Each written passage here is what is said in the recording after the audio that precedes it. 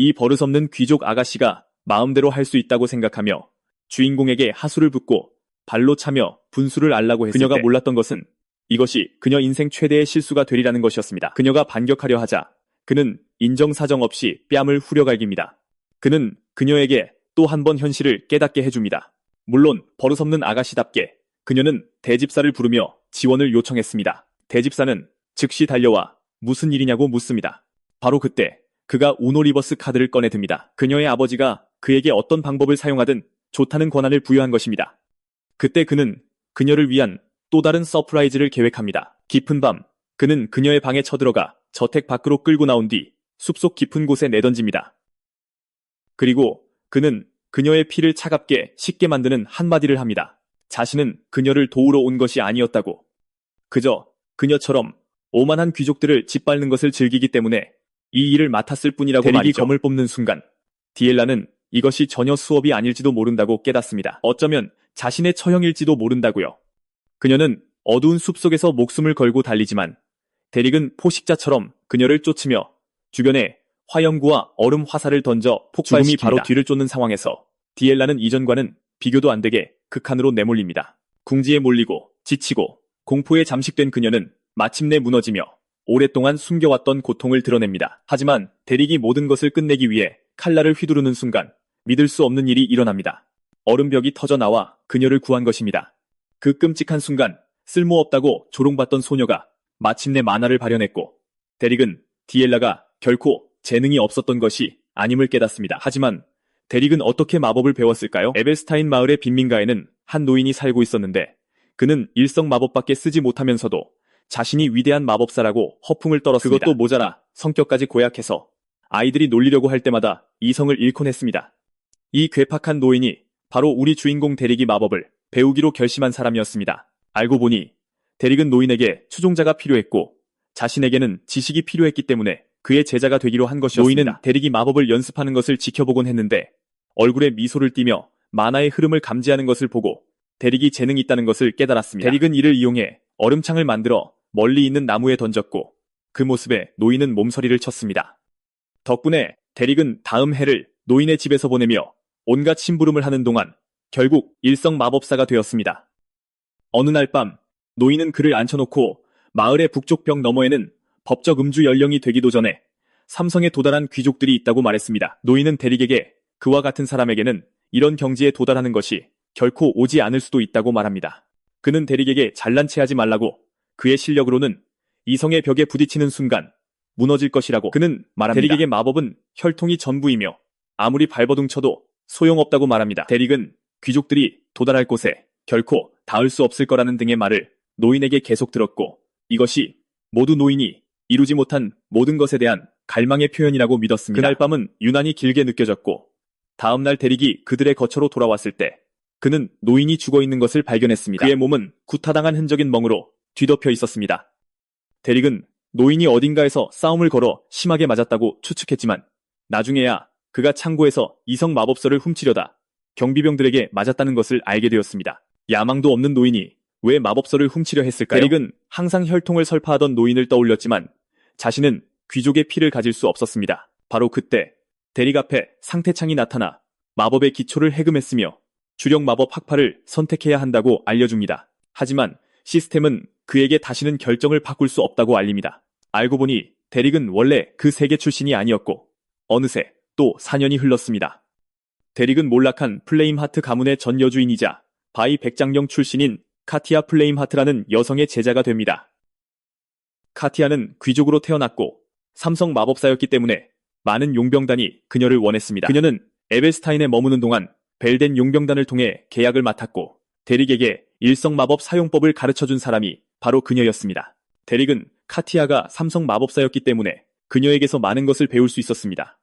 벨덴의 선술집에서 수업을 하던 중 카티아는 데릭에게 마법사가 더 높은 곳으로 오르려는 욕망을 갖는 것은 당연하며 그에게는 그런 재능이 있다고 알려줍니다. 그녀는 또한 과도한 욕심은 그의 성장을 늦출 것이라고 말하고 데릭은 그 말을 명심하겠다고 그녀를 안심시킵니다. 이론 강의가 끝난 후 카티아는 데릭에게 눈을 감고 만화를 느끼라고 말하며 만화가 어디서 생성되는지 차분하게 감지해야 한다고 말합니다. 그녀는 그가 어떤 흐름을 가졌는지 생각하고 만화를 사용해 상상하는 이미지를 현실로 구현하는 것이라고 생각하길 원합니다.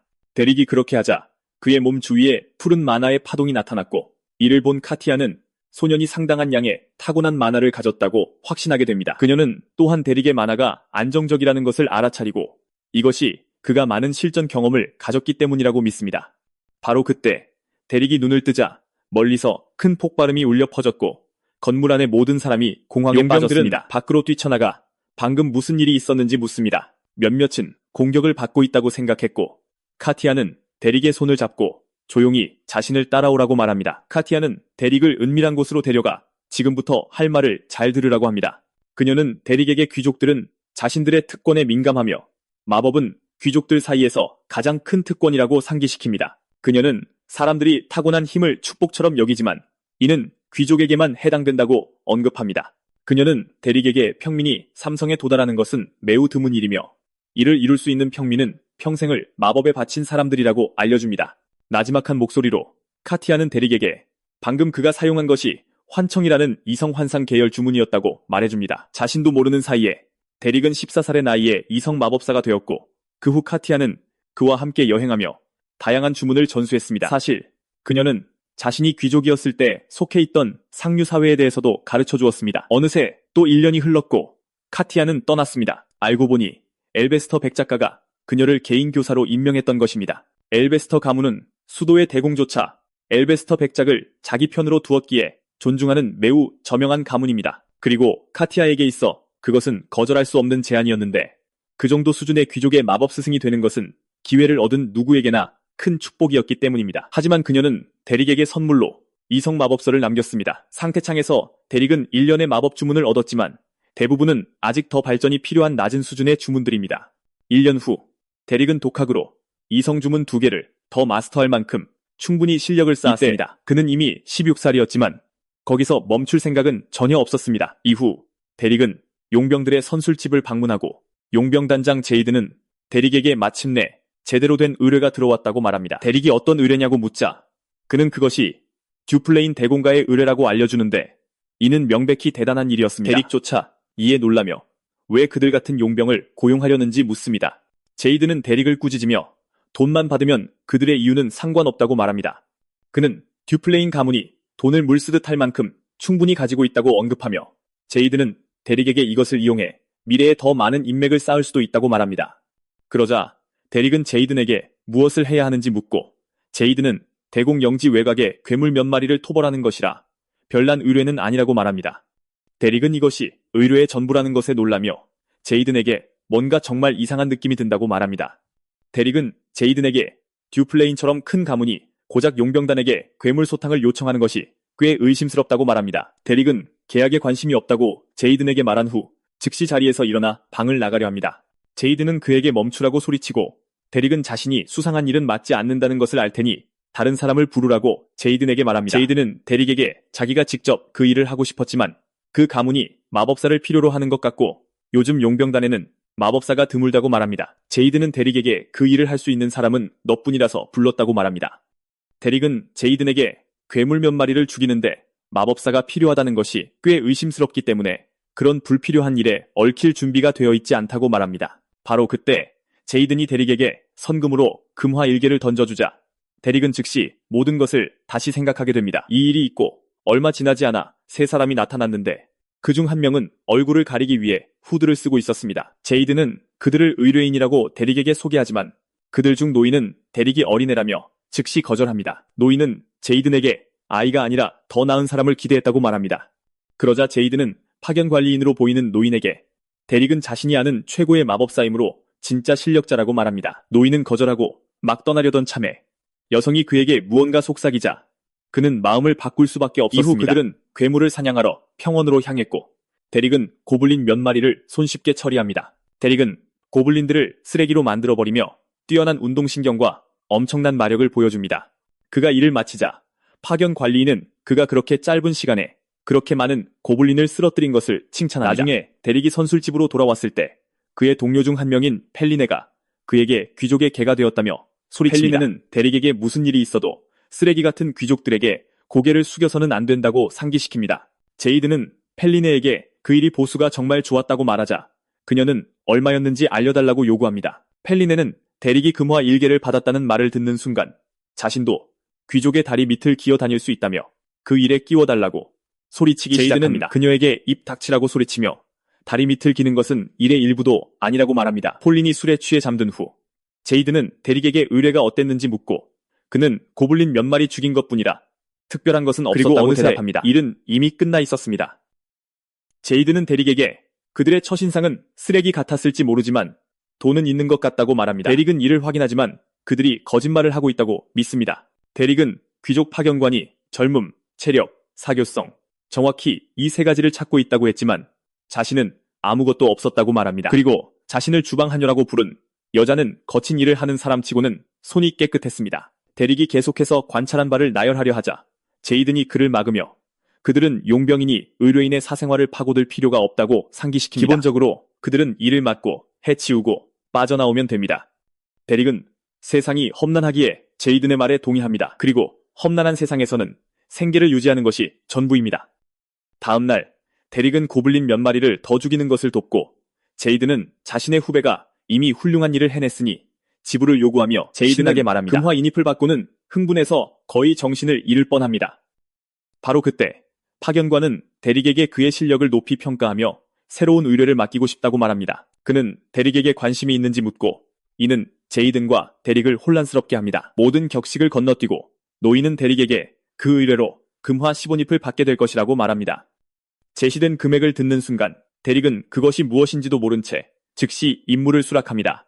이 일이 있고 얼마 지나지 않아 그들은 듀플레인 가문의 영지로 향합니다. 제이든은 영지가 얼마나 웅장한지에 감탄하지만 대릭은 그저 입을 다문 채 전체 지역을 관찰합니다. 그러자 노인은 두 사람에게 영지 안으로 들어가기 전에 자신을 소개하고 싶다고 말합니다. 자신의 이름이 델론이며 듀플레인 공작을 섬기는 대집사라고 밝힙니다. 델론은 자신의 신분을 숨긴 것에 대해 사과하며 그것이 업무의 성격 때문이었다고 밝힙니다.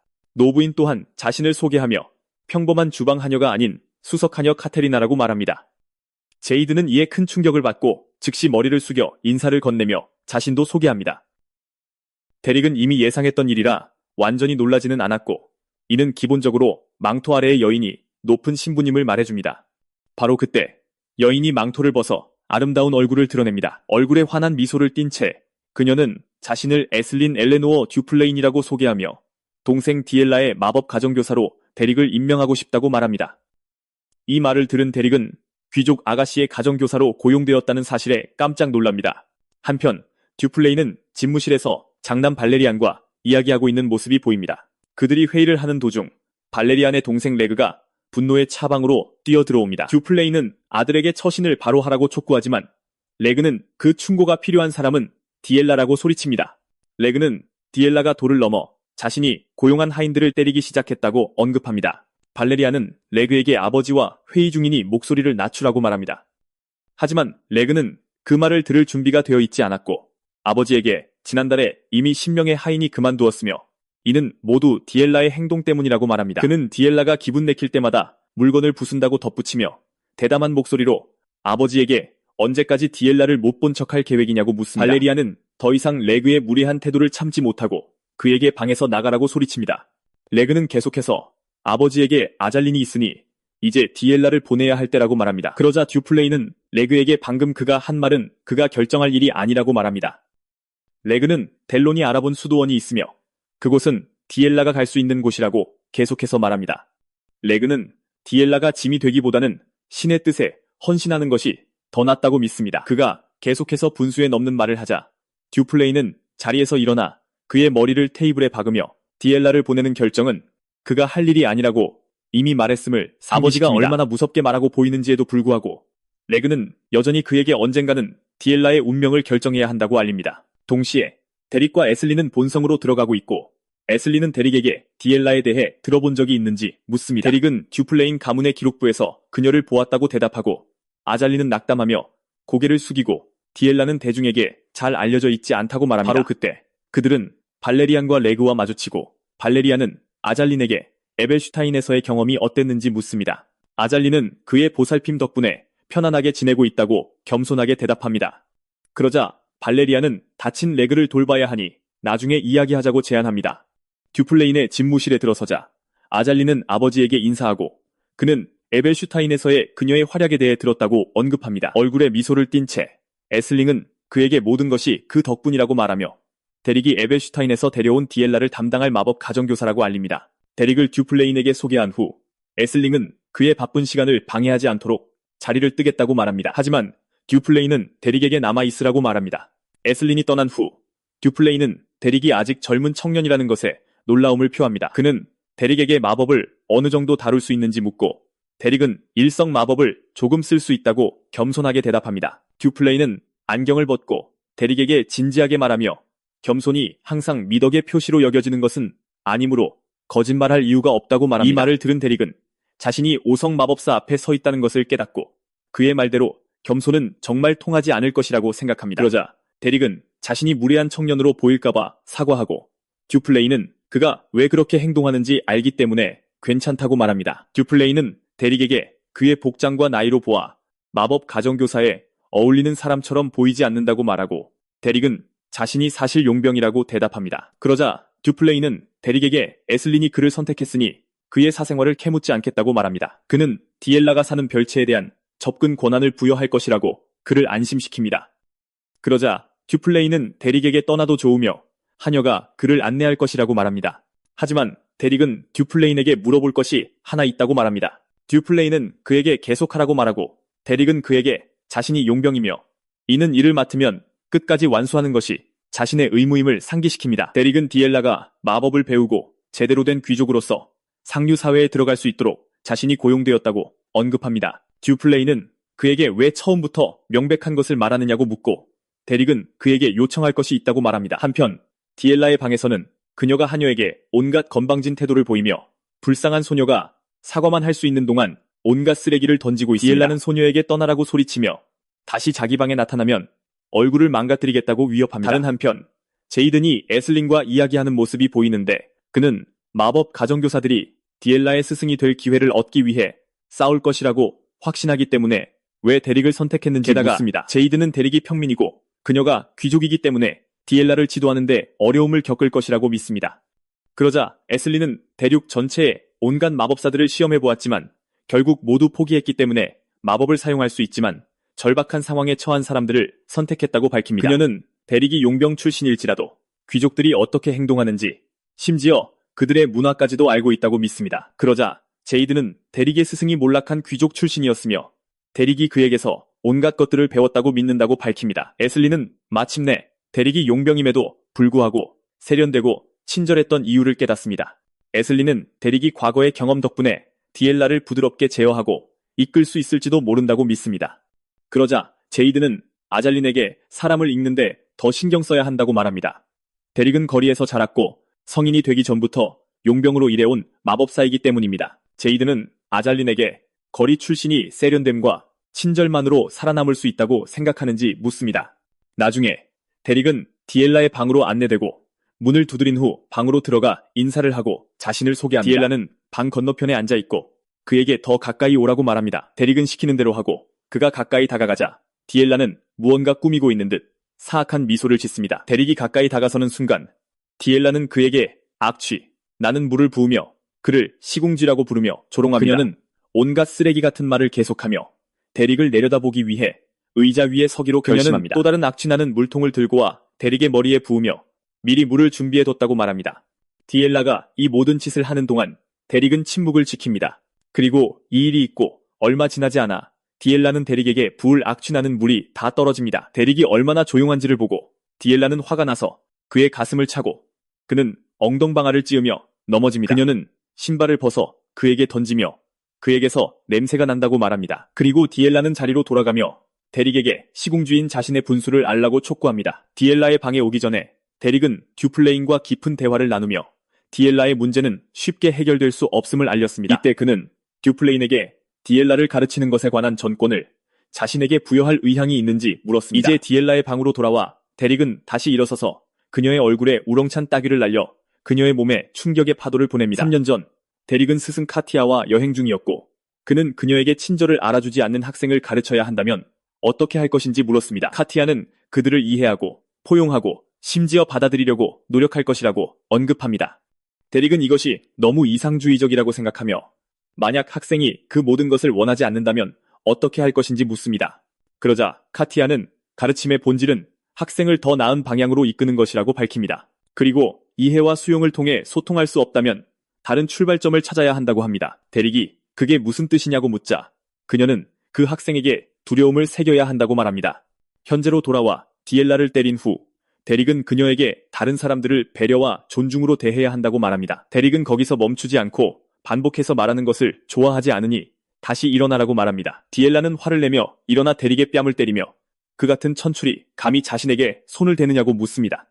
그녀가 이 말을 끝내기도 전에 데릭은 그녀를 다시 때리며 자신도 그녀가 반복하게 만들지 않을 것이라고 말합니다. 이 일이 일어나자 디엘라는 미소를 짓는데 마침내 데릭을 자신이 원하는 대로 만들었다고 믿기 때문입니다. 그녀는 즉시 델론을 부르며 소리치고 데릭이 자신에게 손을 댔다고 말합니다. 델론과 하녀들이 방으로 달려와 디엘라에게 괜찮은지 묻습니다.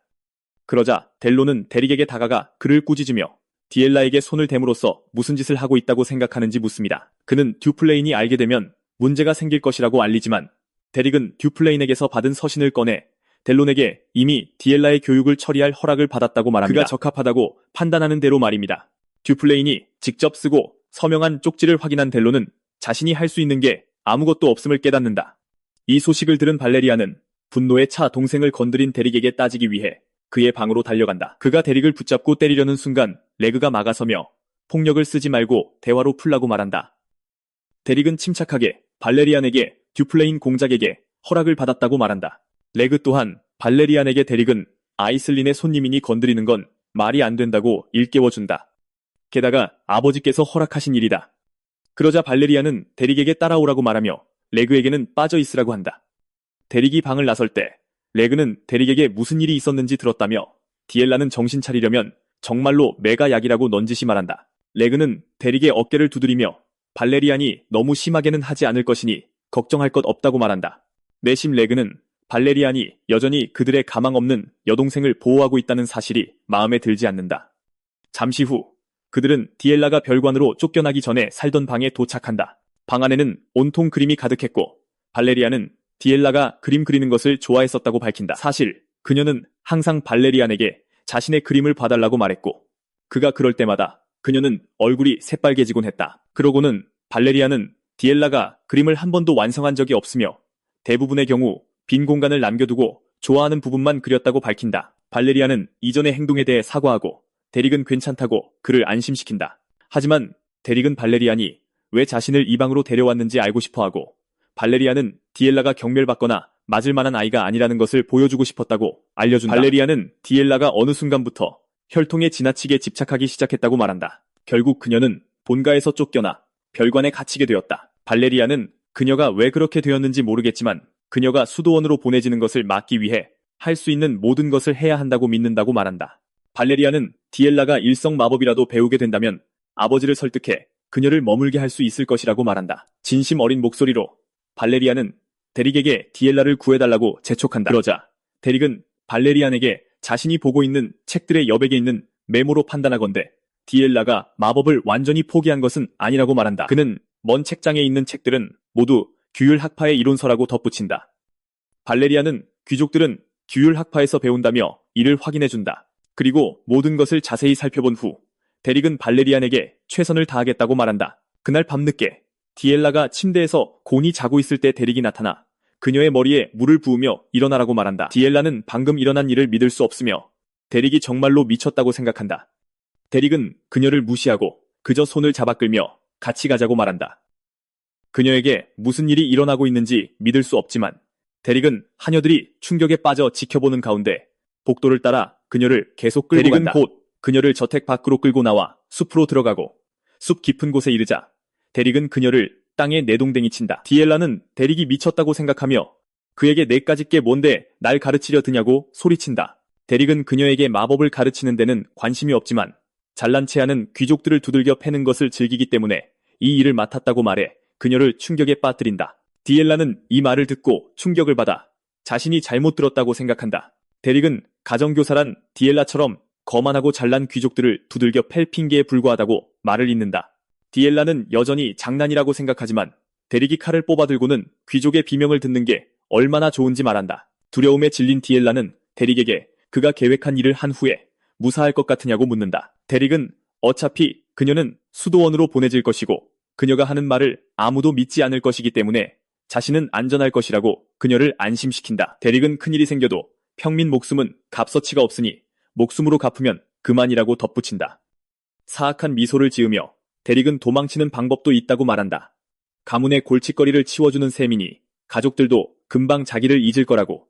지금까지의 상황을 보고 디엘라는 자신이 정말로 죽을 수도 있다는 것을 깨닫고 즉시 다른 방향으로 달려가 대릭에게서 벗어나려고 한다. 디엘라는 저택으로 이어지는 길로 가면 대릭에게 쉽게 따라잡힐 것이라고 판단한다. 디엘라는 숲 지리를 잘 알기 때문에 대릭을 따돌리기를 바라며 숲속으로 뛰어들기로 결심한다. 그러고 나서 그녀는 안전해지면 저택으로 다시 달려갈 계획이며 그들이 이 일로 대릭을 죽일 것이라고 확신한다. 갑자기 뒤를 돌아본 그녀는 대릭이 화염구를 소환하는 것을 보고 경악한다. 화염구는 이성 마법이었기 때문이다. 그녀는 대릭이 어떻게 이성 마법을 사용할 수 있는지 궁금해한다. 그녀가 알아채기도 전에 대릭은 그녀에게 화염구를 던지지만 일부러 빗맞힌다. 화염구가 부딪히며 큰 폭발을 일으켜 디엘라를 기겁하게 만든다. 그리고 그녀가 돌아섰을 때 그녀는 대릭이 미치광이처럼 웃고 있는 것을 본다. 디엘라는 겨우 다시 일어서지만 곧 발을 헛디뎌 다시 땅에 넘어진다. 그녀가 알아채기도 전에 얼음 화살들이 그녀를 향해 날아오기 시작하며 간신히 그녀를 비껴간다. 한 발은 심지어 그녀 바로 앞에 떨어져 그녀가 죽음과 얼마나 가까웠는지를 보여준다. 대릭은 그녀가 꽤 빠르다고 놀리며 안에만 갇혀있던 사람치고는 달릴 수 있는 속도가 있다는 것이 믿기 어렵다고 말한다. 디엘라는 대릭을 무시하고 다시 달리기 시작한다. 그러나 어느 순간 그녀는 대릭에게 곧 따라잡힐 것 같아서 그에게서 벗어날 수 없을지도 모른다는 것을 깨닫기 시작한다. 바로 그때 대릭은 숲의 기운을 느끼기 위해 무릎을 꿇고 그가 그림에서 본 것과 같은 숲이라는 것을 깨닫는다. 대릭은 디엘라가 어릴 때부터 숲을 뛰어다녔다는 것을 알아챈다. 대릭은 디엘라가 광활한 야생의 만화를 느끼고 그 느낌을 자신도 모르게 캔버스로 옮길 수 있었다는 것을 깨닫는다. 대릭이 추리를 하고 있는 와중에 디엘라가 그의 머리를 부술 준비를 하고 돌을 든 채 그의 뒤에 나타난다. 그러나 대릭은 재빨리 반응하여 칼로 그녀의 손에서 돌을 쳐낸다. 디엘라는 두려움에 땅에 쓰러지며 이젠 끝장이라고 생각한다. 대릭은 추격을 따돌리기 어렵다는 걸 알면서도 반격을 택했으니 그 기백은 인정한다고 말한다. 대릭은 이것이 그녀에게 쉬운 결정이 아니었을 것이라고 확신하며 그녀에게 더 이상 달릴 힘이 없다고 알려준다. 무서운 목소리로 칼을 겨눈 채 대릭은 그녀에게 마지막으로 할 말이 있느냐고 묻는다. 디엘라의 자존심이 드러나며 천민처럼 비굴하게 굴지 않기 때문에 사과할 의향이 없다고 대릭에게 말한다. 그러자 대릭은 그녀에게 왜 그렇게 혈통에 집착하느냐고 묻고 그녀는 위대한 혈통을 빼앗기면 아무것도 남지 않는다고 대답한다. 디엘라는 땅에 주먹을 내리치고 눈물을 글썽이며 대릭에게 자신이 마법을 사용하려고 노력한 적이 없다고 생각하느냐고 묻는다. 하지만 아무리 노력해도 소용이 없었다. 디엘라는 대릭에게 그림과 마법을 빼앗기면 자신에게는 아무것도 없다고 말한다. 그녀는 대릭에게 자신에게 남은 것은 혈통뿐이라고 말한다. 그리고 이것마저 빼앗기면 자신은 아무짝에도 쓸모없게 된다고 생각한다. 대릭은 그녀의 말을 다 들은 후 심호흡을 하고 충분히 들었다며 칼을 뽑아든다. 대릭은 디엘라에게 이제 끝이라고 말하고 그녀를 베어버릴 기세로 칼을 휘두른다. 그러나 충격적인 일이 일어난다. 디엘라는 이미 자신의 머리가 땅에 굴러다닐 것이라고 예상했지만 눈을 떴을 때 그녀는 자신이 아직 살아있다는 것을 깨달았다. 놀랍게도 그녀 주위에 얼음 장벽이 생겨 대릭의 칼이 닿는 것을 막았다. 디엘라는 얼음 장벽을 만든 만화가 자신의 몸에서 흘러나오고 있다는 것을 깨닫고 놀란다. 그러자 대릭은 칼을 거두고는 잘하셨다며 그녀에게 고개를 숙여 무례를 사과한다. 디엘라는 일어나는 모든 일에 아연실색하고 대릭은 방금 일어난 일은 만화의 발현에 불과하기 때문에 진정으로 마법이라고 부를 수 있는 것은 아닐 수도 있다고 말한다. 하지만 중요한 건 그녀가 해냈다는 것이다. 디엘라는 자신의 눈을 믿을 수 없어 좌절감에 큰 비명을 지른다. 그녀가 울음을 그친 후 대릭은 그녀의 상처를 돌보기 시작하고 디엘라에게 그녀가 야생 학파 출신이라고 말하지만 디엘라는 이것이 무슨 의미인지 혼란스러워한다. 대릭은 대부분의 귀족들이 규율 학파를 배운다고 말하지만 결국 모든 마법 학파는 본질적으로 같다고 알려준다. 그러나 유일한 차이점은 그것을 이해하고 숙달하는 과정에서 엄청나게 다르다는 것이다. 대릭은 디엘라에게 그녀가 야생 학파 출신이며 규율 학파의 이론을 통해 마법을 배우려는 그녀의 노력은 문제를 일으킬 뿐이었다고 말한다. 데릭은 디엘라가 맞지 않는 옷을 입으려고 한 것뿐만 아니라 아예 몸에 들어가지도 않는 옷에 억지로 자신을 밀어넣는 것과 같았다고 간단히 설명한다. 그러자 디엘라는 그가 어떻게 자신이 야생 학파 출신인지 아느냐고 묻고 그는 그녀가 그린 그림들을 봤다고 밝힌다. 그는 디엘라에게 그녀가 자연을 통해 흐르는 만화를 느낄 수 있으며 이것을 캔버스에 담는다고 알려준다. 그는 야생 학파의 기질을 가지고 태어난 마법사들은 보통 아주 어릴 때 자연 속의 만화를 감지한다고 설명한다. 그녀의 다리를 감싸준 후 걸을 수 있을 것이라고 알려준다. 데릭은 디엘라에게 만화를 발현할 수 있었을지 모르지만 아직 갈 길이 멀다고 말한다. 그는 다음 날부터 자연스럽게 만화를 발현하는 법을 가르쳐줄 것이라고 알려준다. 놀랍게도 디엘라는 입을 열어 데릭에게 도움에 대해 감사하고 데릭은 저택으로 돌아가자고 제안한다. 저택으로 가는 길에 데릭은 디엘라에게 놓을 그림이 그녀의 작품인지 묻고 정말 아름답게 완성되었다고 알려준다. 디엘라는 그것이 자신의 걸작이었다고 말하며 데릭이 그것이 완성되었다는 것을 아는 첫 번째 사람이라고 밝힌다. 다음 날 아침, 디엘라는 일어나자마자 만화를 발현하려고 시도하지만 실패한다. 그리고 침대에서 일어나 문을 열자마자 물을 나르던 하녀와 부딪힌다. 하녀는 실수로 그녀에게 물을 쏟고 그것을 본 순간 하녀는 자신이 죽었다고 생각한다. 두려움에 사로잡힌 그녀는 무릎을 꿇고 죽을 죄를 지었으니 용서해달라고 디엘라에게 애원한다. 놀랍게도 디엘라는 그저 앞을 잘 보고 다니라고 말한다. 하녀는 디엘라가 자신을 때리지 않고 심지어 아무 일도 없이 떠나는 것을 깨닫고 충격을 받는다. 다른 하녀들이 곧 달려와 동료를 살피며 다친 곳은 없는지 물었다. 그녀는 괜찮다고 말하며 디엘라가 조심하라고만 했다고 밝혔다. 하녀들은 어젯밤 디엘라가 외출한 후 무슨 일이 있었는지 궁금해했다. 데릭이 아직 자고 있을 때 디엘라가 일어나라며 문을 두드리는 소리를 들었다. 딜론이 그 소리를 듣고 디엘라에게 예의를 지켜야 한다며 진정시키려 했다. 데릭은 문으로 걸어가 디엘라에게 뭘 원하냐고 물었고 디엘라는 자신이 발현시킨 만화를 다루는 법을 가르쳐달라고 했다. 혼자 해봤지만 디엘라가 만화를 발현했다는 소식을 듣자 그는 깜짝 놀랐다. 하지만 데릭은 그녀를 상대해주지 않고 문을 닫으며 오후에 다시 오라고 말했다. 한편 딜론은 디엘라가 드디어 껍질을 깨고 성장하는 모습에 감격했다. 디엘라는 거절을 받아들이지 않고 계속해서 문을 열라며 데릭의 방문을 두드렸지만 데릭은 다시 단잠에 빠져들었다. 그 후 레그는 복도를 지나가다 한녀들이 디엘라에게서 발견한 변화와 그녀가 마법까지 발현했다는 이야기를 듣게 된다. 곧바로 발레리아는 아버지에게 달려가 수석 집사에게서 그 소식을 들었다고 보고했다. 공작은 그 소식을 듣고 안도했지만 레그는 디엘라가 마법을 발현했다고 해서 섣불리 결론을 내려서는 안 된다고 생각했다. 발레리아는 디엘라가 마법을 발현했는데도 레그가 여전히 무관심하게 행동하자 화를 냈다. 칭찬해줘야 마땅한 대로 말이다. 레그는 발레리안에게 디엘라가 지금까지 저지른 일이 많으니 작은 성과 하나만으로 그녀를 수도원에 보내려던 원래 계획을 무시해서는 안 된다고 상기시켰다. 그날 오후 데릭은 마침내 디엘라를 가르칠 시간이 되었다고 생각했지만 그녀가 삐져 있는 것을 발견했다. 디엘라는 삐진 게 아니라 화가 난 것이라며 반박했다. 데릭은 그녀가 아무리 바보같이 굴어도 아무것도 변하지 않을 것이라고 알려줬다. 데릭은 계속 말로 그녀를 쿡쿡 찔렀고 마침내 그녀는 짜증을 내며 화가 났다고 소리쳤다. 하지만 데릭의 표정을 보자마자 그녀는 즉시 자세를 바로잡았다. 데릭은 자리에 앉으며 디엘라에게 마법을 발현했다고 해서 함부로 사용하면 역효과가 날 것이라고 말했다. 그는 자신도 겪어봤기 때문에 잘 안다며 그녀를 안심시켰다. 데릭은 배우는 것만큼 쉬는 것도 중요하다고 말했다. 충분히 쉬었으니 이제 공부할 시간이라고 생각했다. 디엘라는 역겨운 표정으로 비웃으며 데릭을 고지식한 마법 선생이라고 불렀다. 그러자 데릭은 진지한 얼굴로 고지식하지 않은 방식으로 가르쳐줄까 하고 물었다. 디엘라는 즉시 그가 숲에서 자신에게 했던 모든 일을 떠올렸고 등골이 오싹해졌다. 그런 일을 다시 겪지 않기 위해 그녀는 즉시 태도를 고쳤고 데릭은 오늘 할 일은 마법 발현 연습이라고 말했다. 그는 그녀가 자유롭게 마법을 발현할 수 있게 되면 일성 마법도 금방 배울 수 있을 것이라고 말했다. 데릭은 야생 학파는 정형화된 체계가 없어서 독하게 이상적이라고 덧붙였다. 그는 이것이 규율 학파보다 더 큰 자유를 추구하는 학파라고 언급했다. 데릭은 디엘라에게 사실 야생 학파가 꽤 잘 어울린다고 말했고 디엘라는 그게 무슨 소리냐고 물었다. 데릭은 그녀의 자유분방한 성격이 야생 학파와 잘 맞기 때문에 그렇게 말한 것이라고 언급했다. 게다가 그녀는 듀플레인 가문의 피를 타거나 재능이 넘쳐 흐른다고 말했다. 이 말을 들은 디엘라는 데릭이 진심으로 자신이 재능 있다고 말하는 것을 믿을 수 없어서 얼굴이 빨개졌다. 데릭은 디엘라가 순식간에 얼음벽을 만들어낸 것이 그녀가 재능이 넘친다는 증거라고 확인시켜 주었다.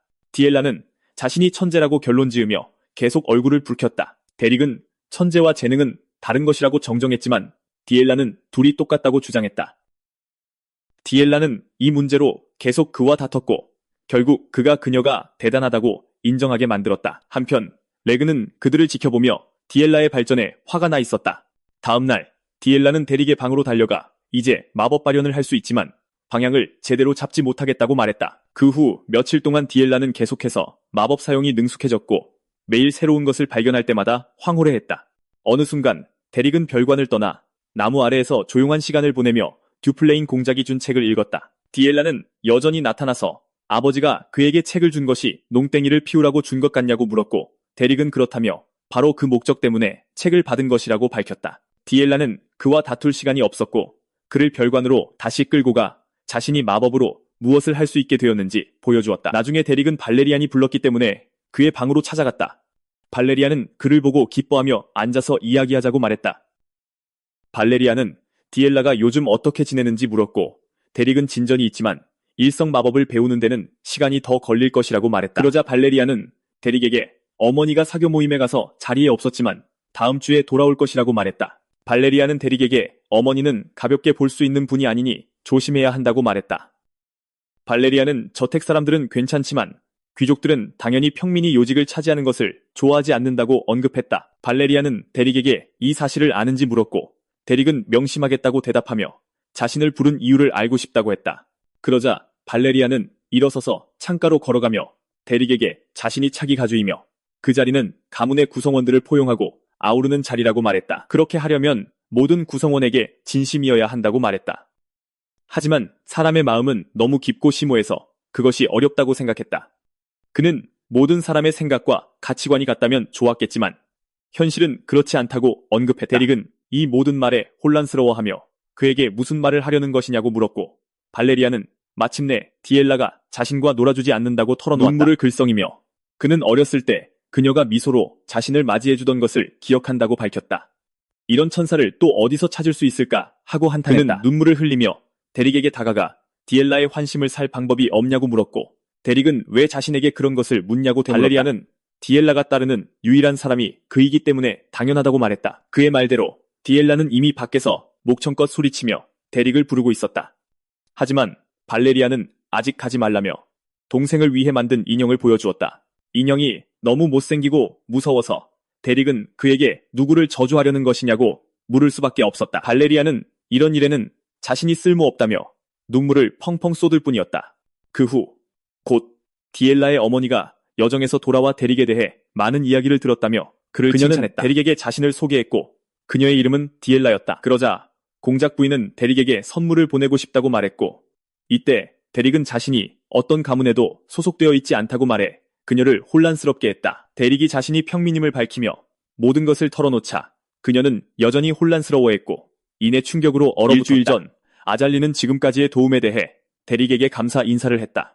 그녀는 에블레스테인으로 돌아갈 계획이라 디엘라를 데릭에게 제이든 역시 데릭을 놀리며 폴린이 무슨 일이 있었는지 들으면 정신을 잃을 테니 빨리 일을 마무리하고 에벨스틴으로 돌아오라고 말했다. 작별 인사를 나눈 후 두 사람은 마차를 타고 떠났고 조금 가다가 아잘린이 중요한 것을 떠올렸다. 제이든이 뭐냐고 묻자 그녀는 어머니가 일주일 후에 돌아오는데 그 사실을 데릭에게 말하는 것을 잊었다고 밝혔다. 제이든은 왜 그녀의 어머니에 대해 데릭에게 경고해야 하는지 물었지만 그는 공작 부인이 분노의 화신으로 여겨진다는 사실을 거의 알지 못했다. 현재 공작 부인은 남편의 집무실로 달려가 왜 평민이 디엘라의 선생이냐고 따졌다. 공작은 그녀의 고함에 좌절하며 목소리를 낮추라고 촉구했지만 그녀는 계속 소리치며 남편에게 디엘라가 그들의 막내딸임을 상기시켰다. 그러자 공작은 아내에게 자신도 그런 인명을 좋아하지 않지만 좋은 혈통을 가진 모든 선생들이 디엘라를 포기하고 손을 들었다고 상기시켰다. 그럼에도 불구하고 공작 부인은 듀플레인 가문이 용병을 디엘라의 가정교사로 들이는 것은 옳지 않다고 생각했다. 듀플레인 공작은 괜찮은 마법 선생을 찾기 어렵고 게다가 아이슬린이 데릭을 추천했다고 말했다. 공작 부인은 여전히 이에 동의하지 않으며 최소한의 기준은 있어야 한다고 말했다. 그리고 그녀는 남편에게 자신의 오라버니인 플렘을 고용할 수 있다고 상기시켰다. 듣자 하니 그 사람은 지난번에 물었을 때 바빴지만 공작 부인은 이제는 시간이 될 것이라고 믿었다. 듀플레인 공작은 그녀가 진심으로 영지를 관리하는 사람을 빼내 개인 교사로 만들자고 제안하는 것을 믿을 수 없었다. 그는 공작 부인에게 에벨스틴을 부주의하게 다루면 운영이 될 것 같냐고 물었다. 그러자 공작 부인은 사교계는 어떡하냐고 물었다.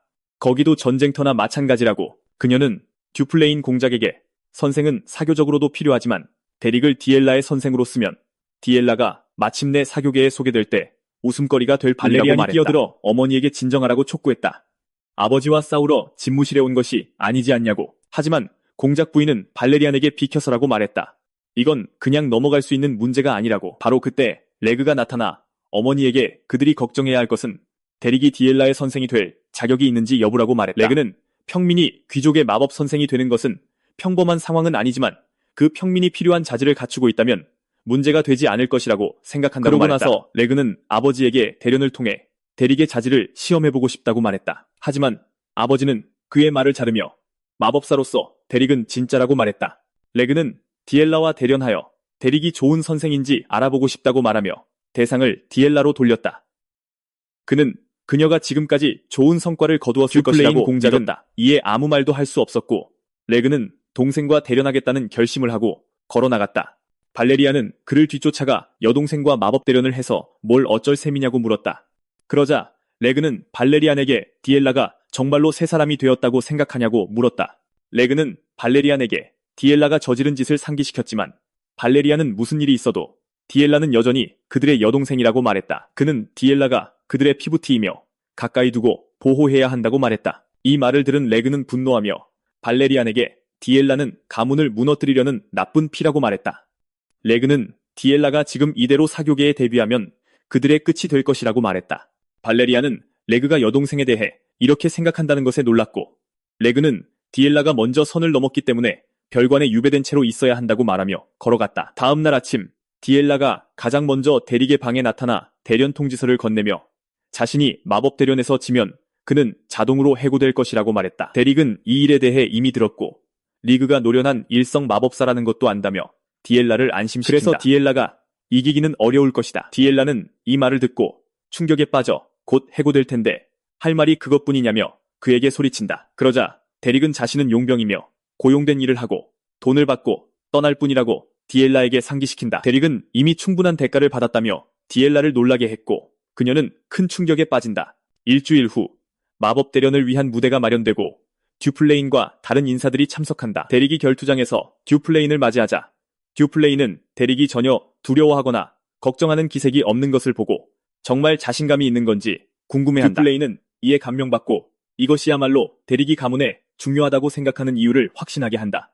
한편 리그는 여동생이 과거를 뼈저리게 후회하게 만들고 싶어 그녀를 완전히 꺾어버릴 작정으로 결투장에 들어선다.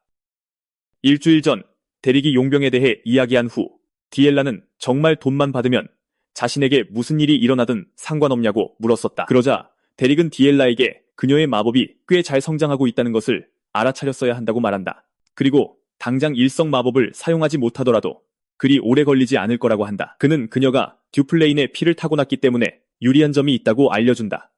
디엘라가 왜 이런 말을 하냐고 묻자 그는 야생의 학파는 전수보다는 독학에 중점을 두는 학파라고 이미 말했었다고 상기시킨다. 디엘라는 좌절하며 왜 이런 중요한 순간에 쓰레기 같은 말을 하냐고 그에게 소리친다. 마침내 디엘라는 진정하고 자신이 최고의 학생은 아니지만 여전히 그에게 마법을 계속 배우고 싶다고 데릭에게 말한다. 진심 어린 마음과 표정으로 그녀는 데릭에게 그 외에 다른 스승은 원하지 않는다고 말한다.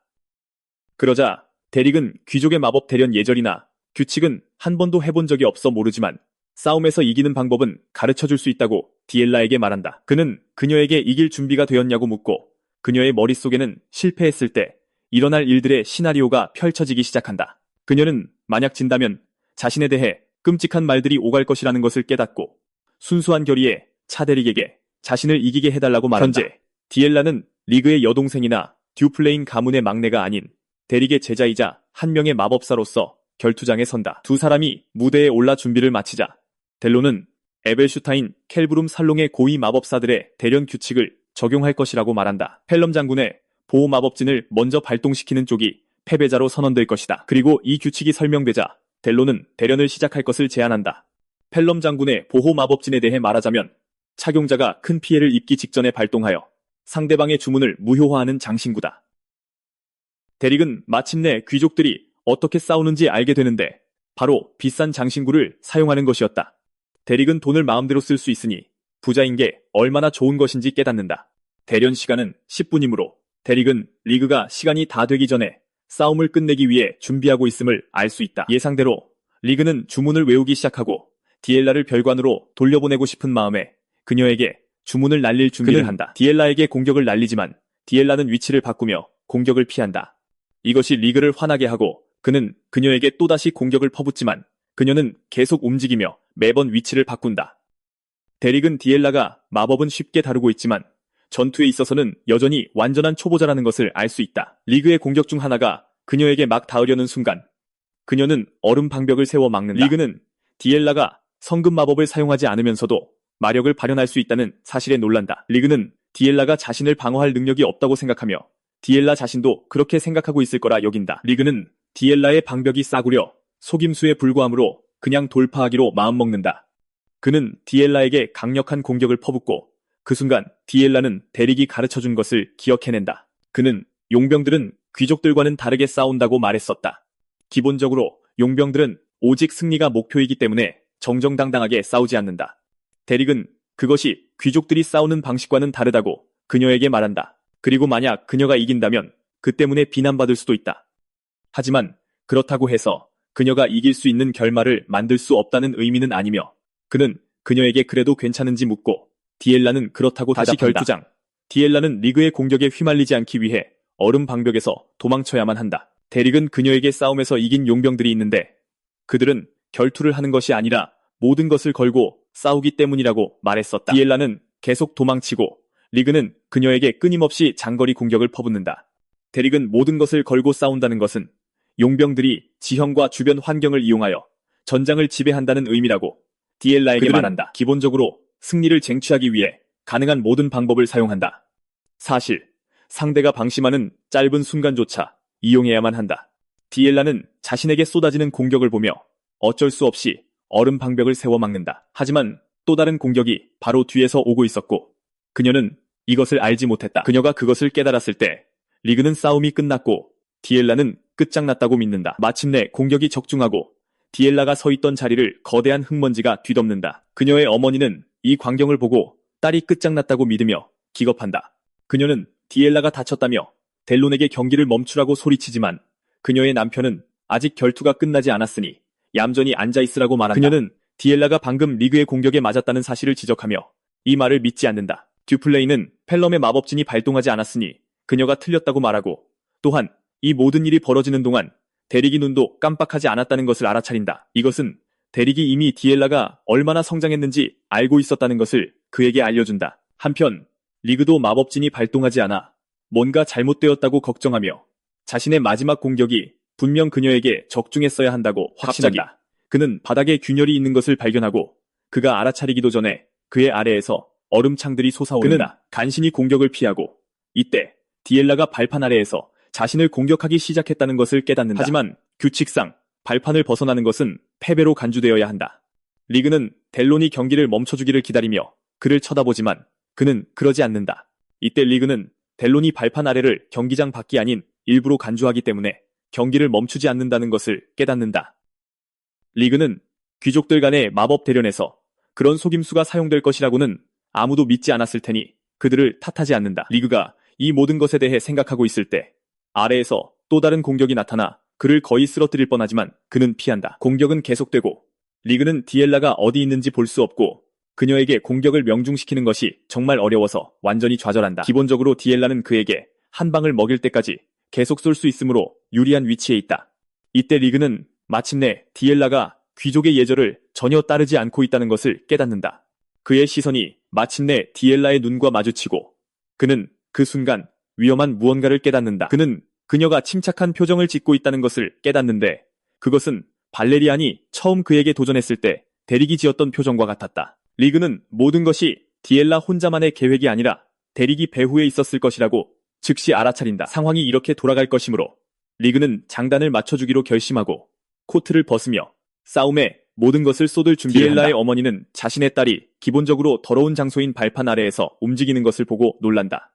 그녀는 남편에게 즉시 싸움을 멈추라고 소리치지만 그는 규칙을 어긴 것이 없으니 조금 더 지켜보자며 거절한다. 아래에 있는 동안 디엘라는 만화의 흐름을 볼 수 있고 이것을 이용하여 리그에게 공격을 보낸다. 리그는 다시 뛰어다닐 수밖에 없게 되고 주문을 사용할 수 없게 된다. 막 궁지에 몰리려던 순간 그는 발판 중앙에 서 있는 기둥을 발견하고 그 위로 뛰어오른다. 바로 그때 디엘라는 다시 만화의 흐름을 감지할 수 없다는 것을 알아차리고 오빠가 무언가 꾸미고 있음을 즉시 알아차린다. 하지만 그녀는 다음에 리그가 주문을 사용하려고 할 때 반드시 그를 잡을 것이라고 확신한다. 한편 리그는 자신이 서 있는 곳에서는 디엘라가 자신의 만화에 반응할 수 없지만 동시에 그곳에서는 주문을 시전할 수 없다는 것을 알아냈다. 이는 탈출구가 단 하나뿐이라는 것을 의미한다. 발판을 파괴하기로 결심하고 장거리 공격을 쏘아 기둥의 밑동을 잘라낸다. 기둥이 부러져 발판 위로 무너지고 리그는 이 힘을 이용하여 발판의 일부를 파괴한다. 리그 또한 여동생과 제대로 된 싸움을 하기 위해 발판 아래로 떨어진다. 그는 흙먼지 속을 달리는 그녀를 발견하고 얼음 화살을 쏘지만 그녀는 그것을 막아낸다. 하지만 그의 공격은 더욱 거세지고 디엘라의 몸에 공포의 물결을 일으킨다. 리그는 근거리에서 자신이 유리하다는 것을 알아차리고 필요한 것은 단 하나의 마법 화살뿐이라고 생각한다. 하지만 그가 알아차리기도 전에 디엘라는 그에게 접근하여 가슴을 걷어찬다. 리그는 고통에 무릎을 꿇고 쓰러지고 그가 여전히 고통스러워하는 동안 디엘라는 그의 눈에 흙을 던져 시야를 가리면서 추가적인 고통을 디엘라가 그가 무력화되었다는 것을 깨닫는 순간 그녀는 그 기회를 이용해 다시 지상으로 올라간다. 리그는 디엘라가 더 이상 만화가 없어서 거의 불가능함에도 불구하고 이기기 위해 할 수 있는 모든 것을 하고 있다는 것을 알아차린다. 리그는 애초에 디엘라가 자신의 가치를 증명하기 위해 시작된 결투였으므로 자신이 얼마나 강한지 증명하기 위해 일어선다. 잠시 후 리그가 다시 지상으로 올라오고 이 순간 디엘라는 머리에서 피가 나고 있다는 것을 깨닫는다. 그녀의 머리에서 핏방울이 떨어지고 이때 그녀는 대리기 한 말을 기억해낸다. 그는 그녀에게 만화를 물감으로 주문 시전을 붓으로 생각하라고 말했었다. 그는 그녀에게 붓으로 자유롭게 떠다니는 물감을 모아 하나의 완전한 이미지를 만들어야 하며 이것이 바로 마법이라고 알려준다. 그 당시 디엘라는 대리기 만화의 흐름을 보여주는 것을 보며 크게 감명받았었다. 이제 패배 직전에 이른 디엘라는 대리기 했던 말에 집중한다. 그리고 이것으로 그녀는 자신의 만화를 쏟아내고 손끝에서 그것을 느낄 수 있게 된다. 그녀는 자신의 마법이 물감이라는 대리기의 비유를 따른다. 그리고 이것으로 그녀는 사용할 준비가 된 얼음창과 함께 정제된 만화를 선보인다. 델론과 디엘라는 둘 다 충격을 받는데 왜냐하면 디엘라가 그들 앞에서 보여주고 있는 것은 기본적으로 일성 마법이었기 때문이다. 디엘라가 최후의 일격을 준비하자 레그 역시 전력을 다하기로 결심하고 그는 할 수 있는 모든 만화를 끌어모아 연속적인 얼음 화살을 만들어냅니다. 레그는 동생이 방금 일성 마법을 발동했더라도 여전히 자신이 한 수 위라고 자신합니다. 레그는 디엘라가 자신을 공격하기 전에 먼저 공격해서 마침내 대결에서 이길 계획을 세웁니다. 디엘라가 레그를 향해 창을 날리자 레그는 기다렸다는 듯이 여러 개의 화살로 응수합니다. 두 사람의 공격이 중간에서 부딪히며 큰 폭발을 일으키고 이를 본 어머니는 충격을 받습니다. 하지만 먼지가 가라앉아 마법 방어막이 발동되었습니다. 1년 전 델로는 듀플레인에게 그날 아침 편지가 도착했으며 다가오는 사교 모임에 관한 것이라고 복도를 지나가던 듀플레인은 방에 있는 디엘라가 슬프고 외로워 보이는 것을 발견합니다. 다시 현재로 돌아와 발동된 것은 디엘라의 방어막이었고 그녀는 자신이 이미 졌다는 것을 깨닫습니다. 그녀는 눈물과 좌절감에 소리를 지르고 그녀의 어머니는 그런 저속한 대련을 허락했다며 아버지를 질책합니다. 아내가 장황하게 불평하는 동안 듀플레인은 그녀를 무시하고 딸에게 집중합니다. 딸에게서 무언가를 보았기 때문입니다. 듀플레인이 젊었을 때 그는 전쟁 중에도 왕에게 충성하는 맹렬한 기사였습니다. 왕은 그때 듀플레인에게 야심가의 눈을 가졌다고 말했었습니다. 이제 듀플레인은 딸을 보며 그녀의 눈에서도 같은 야망의 빛을 발견합니다. 한여들이 달려와 디엘라의 상태를 살피며 괜찮냐고 묻지만 그녀는 아무 말 없이 계속 웁니다. 그들 중 하나가 상처를 치료하기 위해 그녀를 데려가려 하지만 그녀는 그 손을 뿌리칩니다. 그녀는 단상에서 내려와 레그 옆을 지나가고 레그는 망설이며 잘했다고 칭찬합니다. 하녀들은 디엘라가 자기 방으로 갈 것이라고 생각했지만 그녀는 대리기 앉아있는 곳에 도착할 때까지 계속 걸어갑니다. 그 앞에 서자 그녀는 패배에 대한 고통과 좌절감을 표현합니다. 눈물을 글썽이며 그녀는 대릭에게 져서 미안하다고 사과합니다. 대릭은 자리에서 일어나져도 괜찮다고 말하지만 그 좌절감을 발판 삼아 더 높이 올라가고 더 강해지라고 격려합니다. 대릭의 말에 그녀는 더욱 서럽게 울고 하녀들은 뒤에서 어찌할 바를 모르고 서 있습니다. 바로 그때 그녀의 어머니가 나타나 그녀를 안아주며 그녀가 겪은 일에 대해 위로합니다. 디엘라는 무언가 말하려 하지만 어머니는 아무 말도 할 필요 없다고 말합니다. 그녀는 딸을 껴안으며 먼저 치료부터 받으라고 재촉합니다.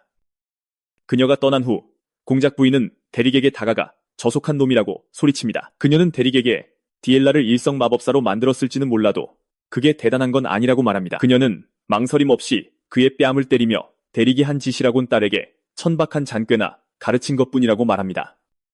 그녀는 그의 셔츠를 붙잡고 대공의 딸에게 더러운 짓을 시켰다고 말하며 다시 그의 뺨을 때립니다. 그녀는 계속해서 그에게 소리를 지르며 온갖 막말을 퍼붓고 대릭에게 품위를 좀 지키라고 말합니다.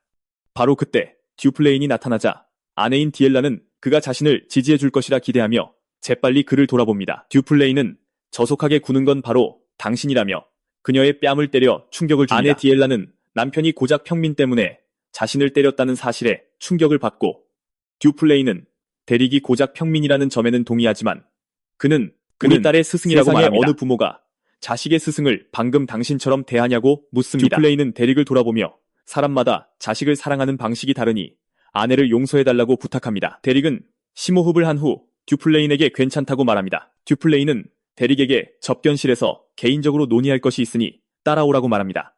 그들이 떠나자 아내 디엘라는 방금 자신에게 무슨 일이 일어난 건지 의아해하며 남겨집니다.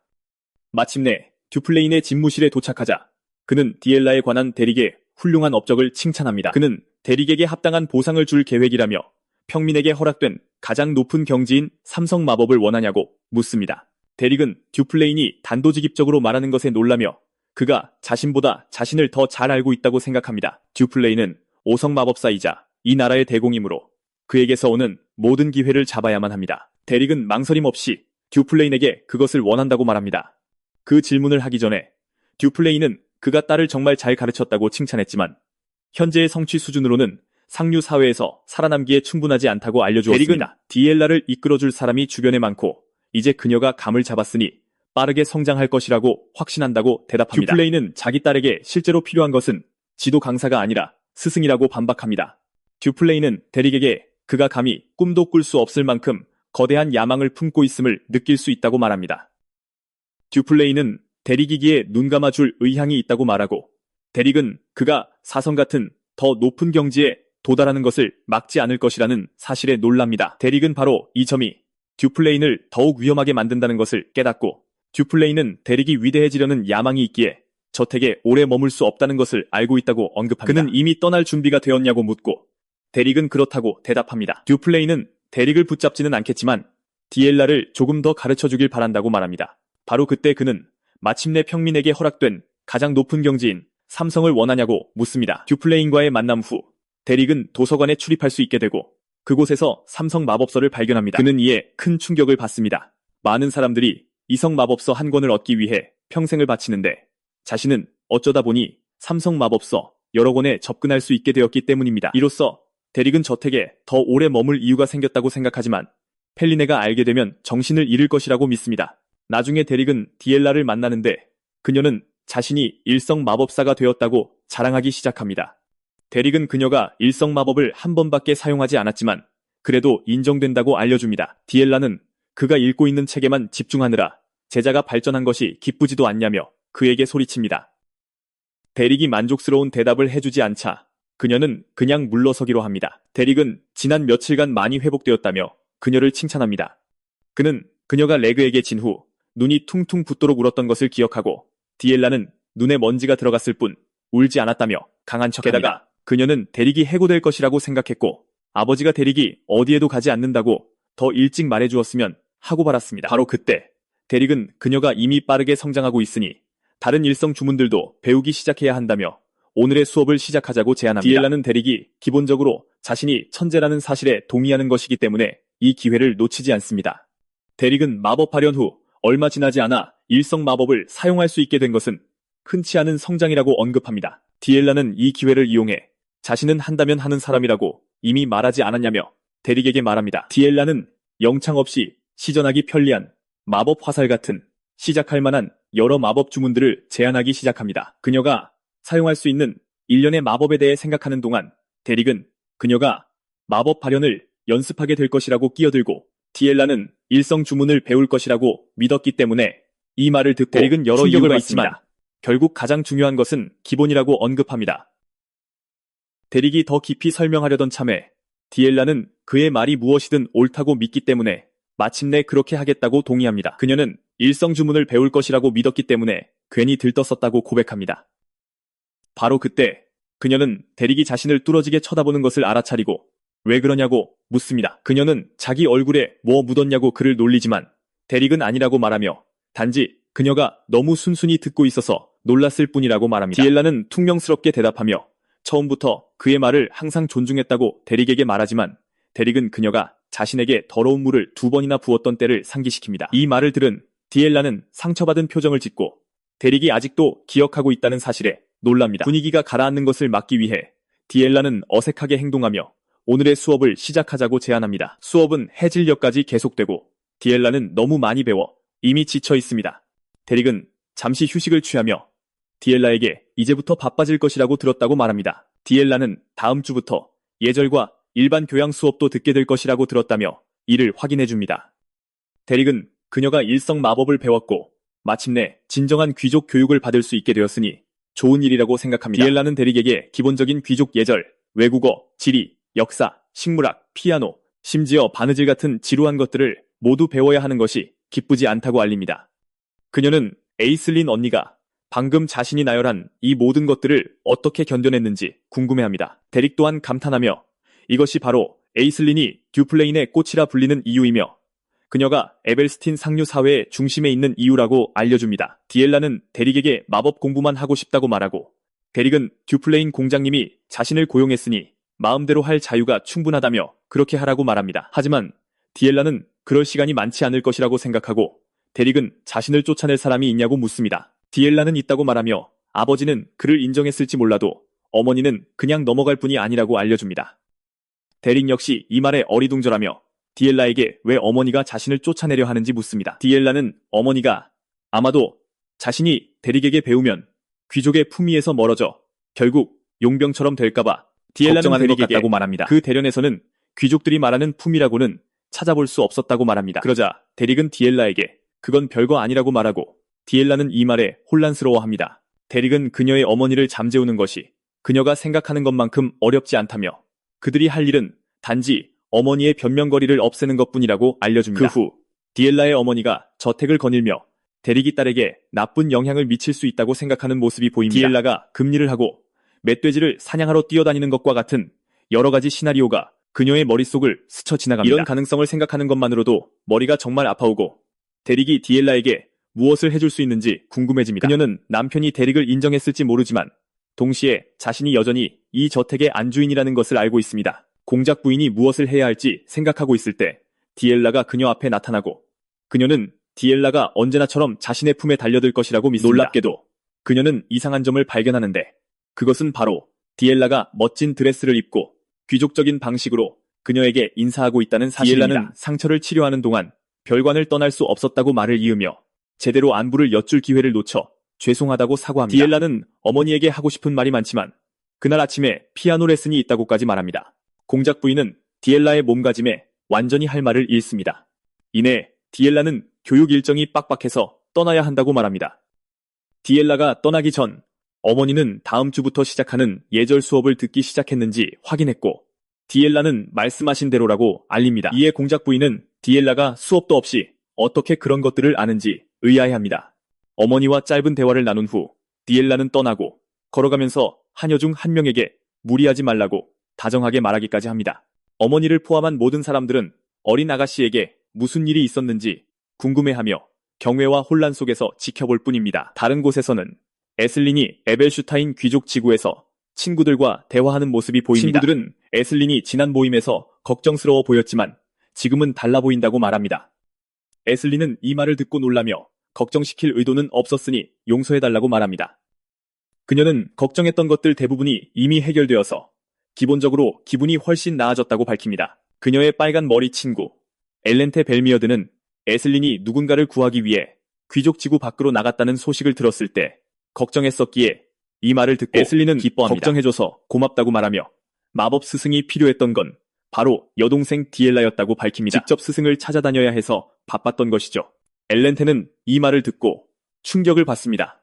그녀는 에슬린이 직접 마법 스승을 찾아 나섰다는 것을 믿을 수 없어 하며 그 스승이 분명 대단한 사람일 거라고 생각합니다. 다른 친구 데니스 벨티스가 그 이야기가 사실인지 확인하려 끼어들자 에슬린은 얼마 전에 디엘라를 봤는데 거의 알아볼 수 없을 정도로 어엿한 숙녀가 되었다고 알려줍니다. 그녀는 여동생이 일성을 발현했으며 행동거지가 너무나 단정하고 침착해서 자신도 더 열심히 해야겠다는 생각이 들었다고 자랑스럽게 말합니다. 데니스는 에슬린이 동생 얘기를 꺼내는 것에 놀랍니다.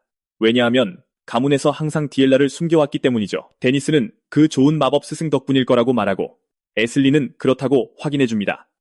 그녀는 그가 신분은 없을지 몰라도 실력은 월등해서 벨둔 용병단까지 직접 찾아갈 가치가 있었다고 말합니다.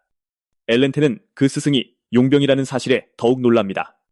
하지만 그녀는 그 스승이 제멋대로인 소녀 디엘라를 일성 마법사로까지 만든 차분한 소녀로 바꿔놓았다는 사실에 더 관심이 있습니다. 엘렌테는 에슬린에게 그 마법 스승의 이름을 물어봐도 되냐고 묻고 에슬린은 그 요청을 듣고 처음에는 망설입니다. 하지만 엘렌테는 그가 디엘라의 스승이니 결국 유명해질 것이며 단지 유명해지기 전에 그의 이름을 알고 싶을 뿐이라고 말합니다. 그러자 에슬린은 여동생의 스승이 데릭이라고 밝힙니다. 저택으로 돌아와 디엘라와 어머니가 대화를 나누고 있고 디엘라는 어머니에게 데릭이 예절을 가르쳐주고 있다고 말합니다. 혼자서 예절을 배우는 것이 힘들었다고 말하지만 데릭의 영향력을 칭찬하는 대신 공작 부인은 혼자 공부하는 것이 기특하다고 말합니다. 디엘라는 어머니에게 데릭 얘기를 포기할 생각이 없고 간접적으로 모든 것이 데릭 덕분이라고 정정합니다. 공작 부인은 여전히 데릭을 인정하지 않으며 혼자 공부하는 것이 무엇이 힘들었냐고 묻자 디엘라는 힘들었지만 데릭 덕분에 쉬워졌다고 알립니다. 이 시점에서 공작 부인은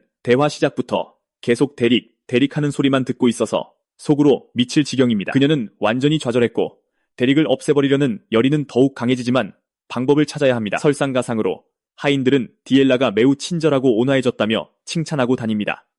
심지어 정원사도 공작 부인에게 디엘라가 기분이 아주 좋아 보이고 몇 주 만에 많은 것이 변했다고 말합니다. 이게 다가 아니라는 듯 델론도 디엘라가 완전히 다른 길을 걷고 있으며 때로는 에슬린으로 착각하기까지 한다고 증언합니다. 델론은 디엘라가 마침내 진정한 숙녀가 되기 직전이라고 믿고 공작 부인은 이용할 틈이 없어 거의 이성을 잃을 지경입니다. 이후 데릭이 마법을 연습하며 어려움을 겪고 있을 때 레그가 나타납니다. 그는 훈련을 방해해서 미안하다고 사과하지만 데릭은 걱정할 것 없다고 말합니다. 데릭은 그에게 훈련하는 곳까지 무슨 일로 왔는지 묻고 레그는 디엘라에 대해 이야기하러 왔다고 밝힙니다. 하지만 말을 꺼내기 전에 그는 데릭의 손에 있는 삼성 마법서를 발견합니다. 데릭은 듀플레인 공작이 빌려준 것이라고 말하고 이 말은 레그에게 큰 충격을 줍니다. 데릭은 자신에게는 어려운 수준이지만 미리 공부해서 나쁠 건 없다고 믿는다고 말합니다. 이 말을 들은 레그는 아버지가 데릭이 진정한 마법사라고 말했던 것이 무슨 의미인지 마침내 이해하게 됩니다. 레그는 무슨 말을 해야 할지 모르지만 데릭을 칭찬하고 넘어갑니다. 데릭은 레그에게 디엘라에 대해 무슨 일로 찾아왔는지 묻습니다.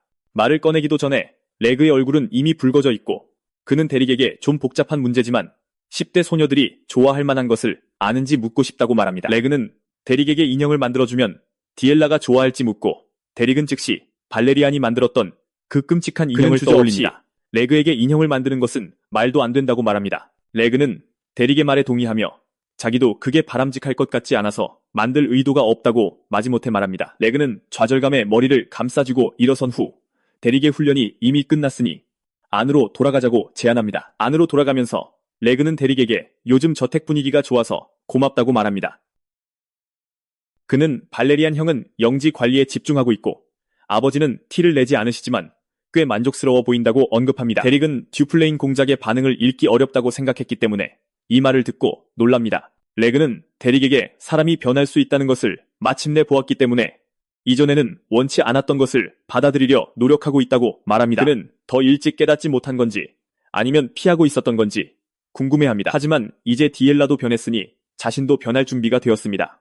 레그는 데릭에게 모든 것이 당신 덕분이라고 말하며 진심으로 데릭의 도움에 감사 인사를 전합니다. 레그는 데릭에게 디엘라의 마법이 다르다는 것을 알아차렸다고 말하고, 데릭은 그가 차이점을 눈치챘다는 것에 놀랍니다. 레그는 마치 그림을 그리는 것 같았다고 자신이 느낀 점을 표현합니다. 이 말을 들은 데릭은 듀플레인의 피를 이은 모든 사람처럼 레그도 천재라는 것을 깨닫습니다. 데릭은 디엘라가 야생학파의 만화 운용법을 사용한다고 밝히고, 레그는 이에 대해 들어본 적이 있다고 말합니다. 데릭은 사람마다 만화를 사용하는 방식이 다르며, 디엘라가 특정 궤도에 오르면 자신이 아무것도 가르쳐줄 필요 없이 스스로 공부하게 될 것이라고 믿는다고 설명합니다. 데릭은 레그에게 그 수준이 되면 자신이 간섭하려 들면 오히려 방해가 될 수도 있다고 말합니다. 레그는 잠시 생각한 후 데릭에게 무슨 말인지 이해하지만 디엘라가 빛을 발할 때가 결국 올 것이라고 믿는다고 말합니다. 2달 후 디엘라가 하녀에게 머리 손질을 받는 모습이 보이고, 그녀는 예쁜 꽃으로 머리를 장식할 계획입니다. 디엘라는 꽃 한 송이를 들고 향기가 좋다고 인정합니다. 디엘라는 이제 일성 마법을 사용하는 것이 편안해졌고 하인들과도 더 가까워졌다고 말합니다. 디엘라는 그동안 많은 것을 놓치고 살았으며 이 모든 것이 데릭 덕분이라고 말합니다. 하녀는 디엘라가 그날따라 유난히 행복해 보인다고 말하며 마법 수업 때문에 신이 난 것인지 묻습니다. 디엘라는 자신의 행복이 얼굴에 다 드러난다는 말에 놀라며 하녀에게 남은 꽃 한 송이를 데릭에게 줄 수 있도록 달라고 합니다. 하지만 그날 디엘라의 행복은 산산조각 나고 데릭이 더 이상 가르칠 것이 없어 떠난다고 말하자 그녀의 손에서 꽃이 떨어집니다. 영원한 겨울도 영원한 봄도 없듯이 이것이 계절의 순리라고 그녀에게 알려줍니다. 이후 데릭은 듀플레인 공작을 만나 사정을 설명합니다. 디엘라가 야생학파에 속해 있으며 공작께서도 이미 알고 계실 거라고 확신한다고 말합니다. 데릭은 듀플레인 공작에게 자신이 계속 그녀와 엮인다면 디엘라의 날개를 꺾는 것밖에 되지 않을 거라고 말합니다. 듀플레인 공작은 데릭의 말을 모두 고려합니다. 그가 기본적으로 저택에 계속 머무를 이유가 없다고 말하고 있기 때문입니다. 데릭이 이를 확인하자 듀플레인 공작은 깊은 숨을 내쉬고는 자리에서 일어나 창가로 걸어가며 많은 것이 변했다고 말합니다. 데릭 덕분에 자신의 딸이 성장할 수 있었다고 언급합니다. 그는 영지관리에 너무 몰두한 나머지 좋은 아버지가 아니었다고 인정하지만 이제는 안심이 된다고 고백합니다. 듀플레인 공작은 데릭에게 언제 떠날 계획인지 묻고, 데릭은 곧 에슬린 아가씨가 저택을 방문할 것이라고 들었기에 그녀가 떠날 때 에벨슈타인으로 함께 돌아갈 계획이라고 말합니다. 이 말을 들은 후 듀플레인 공작은 데릭에게 서재 열쇠를 반납해야 할 것이라고 말하고, 데릭은 현재 읽고 있는 마법서들과 함께 반납하겠다고 말합니다. 그는 델론에게 열쇠를 주겠다고 말하지만 듀플레인 공작은 엄한 목소리로 그럴 필요 없다며 당장 열쇠를 반납하라고 말합니다. 대화가 끝났으니 듀플레인 공작은 데릭에게 나가보라고 말합니다. 상황을 모두 이해한 후 데릭은 듀플레인 공작에게 작별 인사를 하며 절합니다. 그가 사무실을 나서자 데릭이 떠난다는 사실에 화가 난 디엘라와 마주칩니다. 데릭은 그녀에게 어쩔 수 없는 일이라고 말합니다. 그리고 데릭이 듣지 않을 것을 알면서도 그녀는 여전히 말하기로 결심합니다. 그녀는 데릭에게 머물러 줄 수 있는지 묻고, 데릭은 잠시 후 그녀에게 다가가 자신은 용병이며 그저 용병으로서의 삶으로 돌아가는 것뿐이라고 말합니다. 자신도 마법을 공부할 것이라고 알려줍니다. 그리고 디엘라가 실력을 더 쌓으면 데뷔를 위해 아벨슈타인으로 오게 될 것입니다. 그녀가 데뷔하러 올 때 서로 보게 될 것이라는 말로 디엘라를 위로합니다. 데릭은 심지어 그때까지 자신의 수준이 오르면 기꺼이 새로운 것을 가르쳐주겠다고 말합니다. 디엘라는 데릭에게 꼭 해야 할 말을 할 줄 알아서 정말 짜증난다며 그래서 자신은 되받아칠 말이 없다고 말합니다. 그날 밤 디엘라는 예전의 삶으로 돌아가는 악몽을 꾸고 공포에 질려 비명을 지릅니다. 온몸이 땀으로 젖었지만 그녀는 그것이 악몽이었다는 것에 약간의 안도감을 느낍니다. 하녀 중 한 명이 그녀의 비명을 듣고 달려와 소란스러운 소리를 들었다며 괜찮은지 묻습니다. 이 순간 디엘라는 데릭이 머물도록 할 핑계를 만들고 싶은 유혹에 빠집니다. 그녀는 과거에 그랬던 것처럼 하녀를 때려서 데릭이 어쩔 수 없이 머물게 만들기를 바라며 생각합니다. 그녀가 이 생각을 골똘히 하고 있을 때 하녀가 괜찮냐고 묻고, 디엘라는 마침내 예전 방식으로 돌아가지 않겠다는 어른스러운 결정을 내립니다. 그녀는 하녀에게 걱정할 것 없다고 안심시킵니다. 괜찮고 이미 모든 것을 생각했으며 그런 짓을 한다고 해서 자신이 같이 있어지지 않는다는 것을 알기 때문입니다. 마침내 데릭이 저택을 떠날 시간이 되자 에슬린이 마차를 준비하고 곧 출발할 것이니 제자에게 작별 인사를 하라고 말합니다.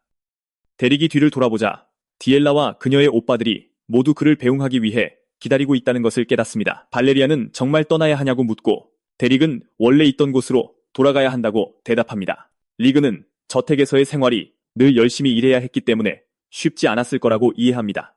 발레리아는 데릭에게 도움이 필요하면 언제든 연락하라며 가능한 한 많이 도와주겠다고 말합니다. 데릭은 디엘라를 쳐다보는데 그녀는 아직 그와 대화할 준비가 되어 있지 않은 것이 분명합니다. 하지만 데릭이 계속 자신을 쳐다보는 것을 깨닫고는 어쩔 수 없이 말을 꺼냅니다. 쌀쌀맞은 태도로 디엘라는 자신이 더 이상 어린애가 아니니 가지 말라고 애원할 것 같냐고 묻습니다. 데릭은 그녀를 가르칠 수 있어서 영광이었지만 자신을 그녀의 스승이라고 자랑스럽게 말할 수는 없다고 전합니다. 그래서 그는 그녀가 자신에게 배운 마법을 기억해 주기를 바랍니다. 디엘라는 그의 말을 정정하며 자신이 모든 사람에게 데릭이 자신의 스승이라고 자랑스럽게 말할 것이기 때문에 더는 조용히 살 수 없을 거라고 말합니다. 그는 위대한 디엘라 듀플레인의 스승이니까요. 이미 다정하게 행동하는 자신을 보고 그녀는 돌아서서 데릭에게 몸조심하고 쓸데없이 위험한 짓은 하지 말라고 당부합니다. 데릭은 괜찮을 거라고 그녀를 안심시키며 그녀에게도 너무 무리하지 말라고 당부합니다. 디엘라는 자신은 이미 어른이고 스스로를 돌볼 수 있다고 데릭에게 쏘아붙입니다. 디엘라의 이 말은 데릭이 카티아에게 똑같은 말을 했던 때를 떠올리게 합니다. 하지만 카티아는 그를 꽉 껴안으며 자신의 말을 마음에 새기라고 당부했습니다. 이제 카티아와 같은 상황에 처한 데릭은 디엘라에게 다가가 머리를 쓰다듬으며 그렇게 빨리 어른이 될 필요는 없다고 말해줍니다. 데릭의 말에 디엘라는 깊은 감동을 받아 울기 시작합니다. 그리고 데릭이 떠날 때 그녀는 마침내 그를 불러 세워 다시 만나기를 바라며 제대로 된 작별 인사를 합니다. 데릭은 그녀에게 절하며 에벨슈타인에서 다시 만나고 싶다고 말합니다. 얼마 후 데릭은 에벨슈타인의 상업지구에 도착하고 선술집에 들어서자 용병들이 용병답게 행동하는 것을 봅니다. 펠리네가 한 남자를 때리고 있었지만 데릭을 보자마자 즉시 멈춥니다. 그리고 얼굴에 미소를 띤 채 데릭은 그녀에게 집에 돌아왔다고 말합니다. 데릭이 자리를 잡자 제이드는 그에게 귀족들이 좋아하는 비싼 와인을 건넵니다. 그는 이것이 환영 선물이라고 알려주고 데릭은 그에게 고마워합니다. 한편 펠리네는 데릭에게 원래 그렇게 창백했냐며 듀플레인 저택에서 살고 나니 안색이 더 나빠 보인다고 펠리네는 묻습니다. 저택에서 무슨 일이 있었는지 알고 싶어 하지만 데릭은 그냥 일만 했을 뿐이라 심각한 일은 없었다고 간단히 말합니다. 펠리네는 여전히 이것으로 그를 놀리며 이제 귀족처럼 말한다고 하지만 제이든이 재빨리 끼어들어 펠리네에게 진정하라며 뇌물로 술을 권합니다. 펠리네는 제이든에게 데릭이 없을 때 혼자 일해야 해서 정말 화가 났었다고 말합니다. 그러자 제이든은 펠리네에게 덕분에 데릭이 돈을 많이 벌어왔을 거라고 말합니다. 제이든은 데릭에게 보수를 잘 받았냐고 묻고 그는 돈보다 더 중요한 것을 얻었다고 대답합니다. 그는 자신이 얻은 마법서를 보여주고 그들은 그것을 보고 깜짝 놀랍니다. 그들은 처음에 그것이 이성 마법서라고 생각하지만 데릭은 삼성 마법서라고 밝히며 그들의 말을 정정합니다. 두 사람은 즉시 이성을 잃고 데릭에게 소리치며 어디서 훔쳤는지 대라고 다그칩니다. 그들은 잡히면 죽은 목숨이라고 말하지만 데릭은 듀플레인이 준 것이라고 말하며 오해를 풉니다. 펠리네는 이 말을 듣고 충격을 받아 데릭을 붙잡고 저택에서 궁술 교관을 구하고 있는지 묻습니다. 소동이 끝나고 펠리네가 평소처럼 잠들자 데릭은 제이든에게 할 만한 의뢰가 있는지 묻습니다. 제이든은 데릭이 방금 도착했는데 벌써 일거리를 찾는다며 놀라워합니다. 데릭은 마물토벌 같은 간단한 일이라도 바로 일할 준비가 되어 있다고 말합니다. 데릭은 제이든에게 감이 좀 무뎌진 것 같다고 말하지만 제이든은 데릭이 감을 잃을 타입이 아니라고 생각하기에 믿지 않습니다. 제이든은 자신들의 일에 항상 마법사가 부족하다고 인정합니다. 그리고 데릭이 일하고 싶어하니 일거리는 얼마든지 있습니다. 시간을 낭비하지 않고 데릭은 제이든에게 다음날 바로 시작하고 싶다고 말합니다.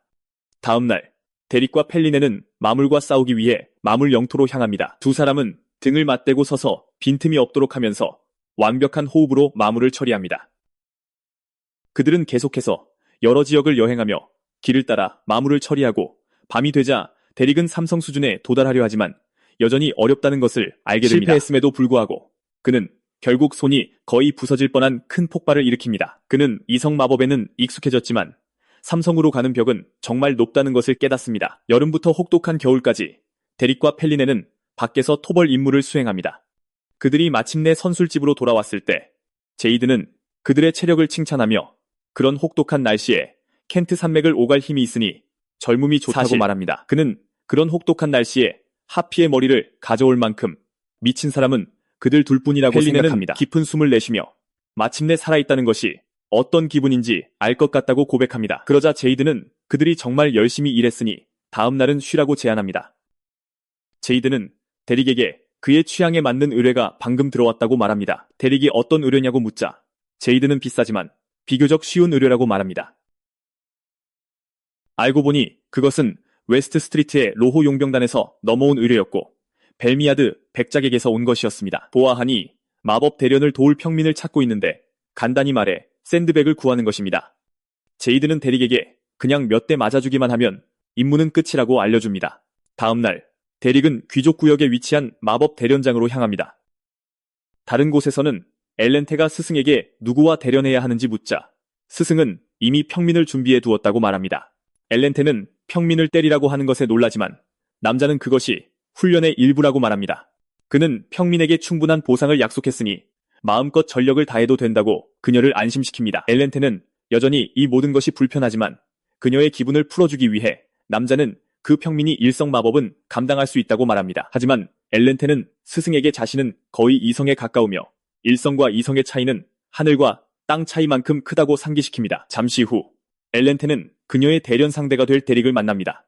데릭은 아가씨에게 자신을 소개하고 그녀는 그의 이름을 듣는 순간 어디선가 들어본 이름이라는 것을 깨닫습니다. 소개가 끝난 후 엘렌테의 스승은 대련장으로 가자고 제안하지만 엘렌테는 저 남자가 저렇게 젊어 보이는데 정말 마법사가 맞는지 의아해합니다. 대련장에 들어서자 엘렌테는 데릭에게 마법 대련의 기본 예절을 아는지 묻고 그는 그렇다고 대답합니다. 엘렌테는 이 말을 듣고 기뻐하며 그에게 가능한 한 많이 저항하라고 촉구합니다. 그녀는 가능한 한 빨리 싸움을 끝내겠다고 그를 안심시키지만 동시에 엘렌테는 자신이 도를 넘으면 데릭이 심하게 다칠까봐 걱정합니다. 데릭은 그녀에게 어느 정도의 저항을 말하는 것인지 묻고 엘렌테는 그 질문이 터무니없다고 생각하며 짜증을 냅니다.